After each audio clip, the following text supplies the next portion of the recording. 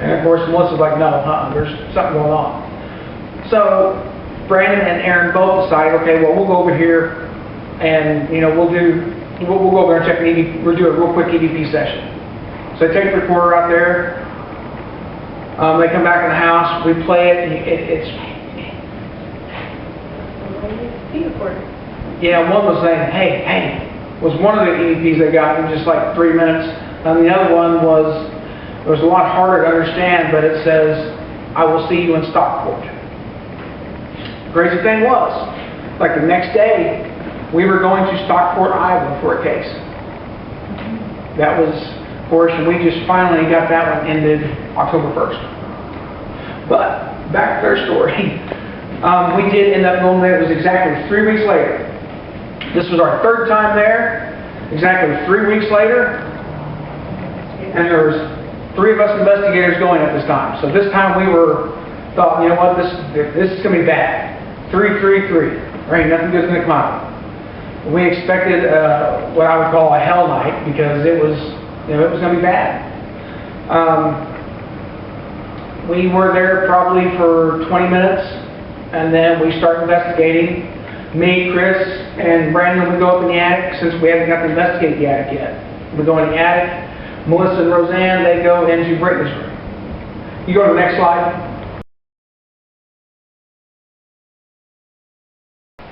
If you look in this first circle picture on the left, that is a horned entity, demonic entity that showed itself, and that's during the second investigation.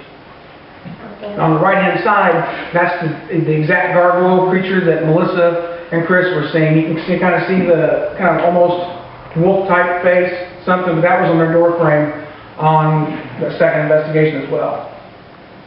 And that was the same thing that Melissa said that she'd seen in the bathroom. All right, you can go to the next slide now. These are some of the scratches that was going on. During our third investigation, over here on the right-hand side, you can see that's Chris's back.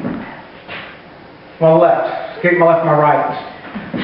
But you see the scratches that he got scratched that night while we were there. Chris was under a severe attack. Now, the scratch on the right-hand side, that is actually Brittany on that Wednesday that everybody got scratched except for Roseann. That was Brittany's scratch. You can tell it really dug into her. Bad.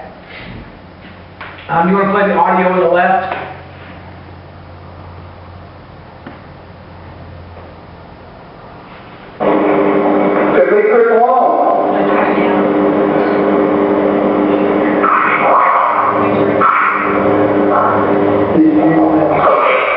That was our response. I will not. I'm going to play the audio on the right.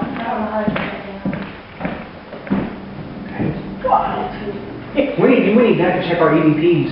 That's what I'm fine.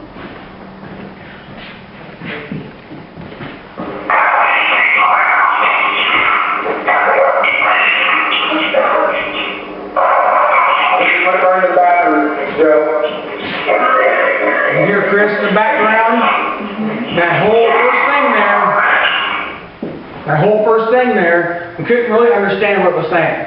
After a while, got to listen to it with earphones, and it sounded like it's telling Chris, I have something for you, because immediately you hear Chris running to the bathroom getting sick.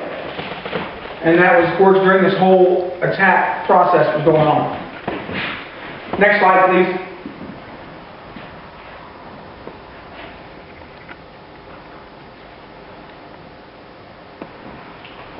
Maybe one of my favorites. Not my son's favorite one, but one of mine. On the left, when you see the picture, that's kind of the attic. You know, you don't really see nothing, but I thought I seen something that looked strange towards the back of my son's head. So I cropped the picture, and if you look at it closely, you can see where the circle is, it looks like 3, like a brown, misty clawed fingers on the back of his head. And he was complaining about feeling a lot of pressure on the back of his head, didn't know what it was. And I thought that was very interesting. Can you play the audio on the left, please?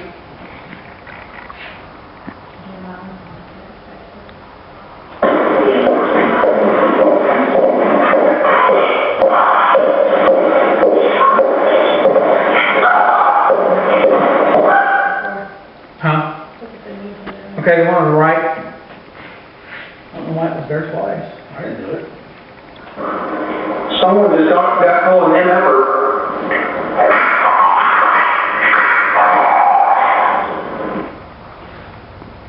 That was, we were talking to Joe Eater, our demonologist, on the phone on the conference. And right before that, we heard one of us be called the EMF, like I said. And I was telling Joe about it. And of course, that little pause in there, it sounds like it's saying, it's supposed to be you, Wes. Me and Chris caught that almost after everything ended that night. And that is actually the last slide. But by the time the night ended, Joe had come up with an exorcism prayer. He said, this is not your typical exorcism stuff. He said, because this comes from God, this is going to work. Okay. We're going to trust him. He is our spiritual leader, man that we all look up to. He's never, put us in the wrong direction yet.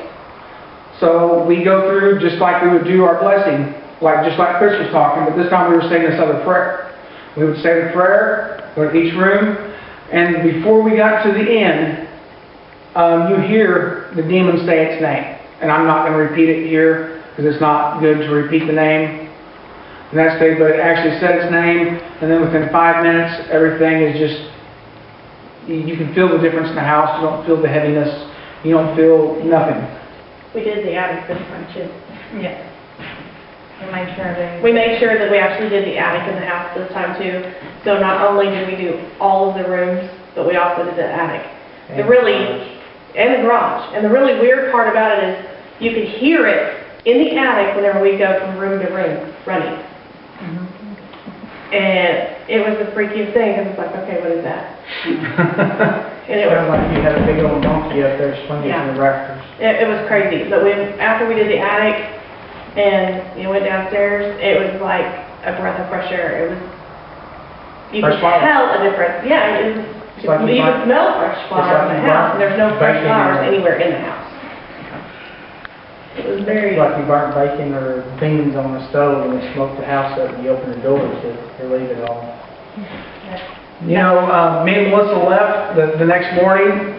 We felt confident that, we had all come together and done something amazing together. We saved this family from further torment, and possible death, because when the demons are involved, death is always a possibility. That's what it wants.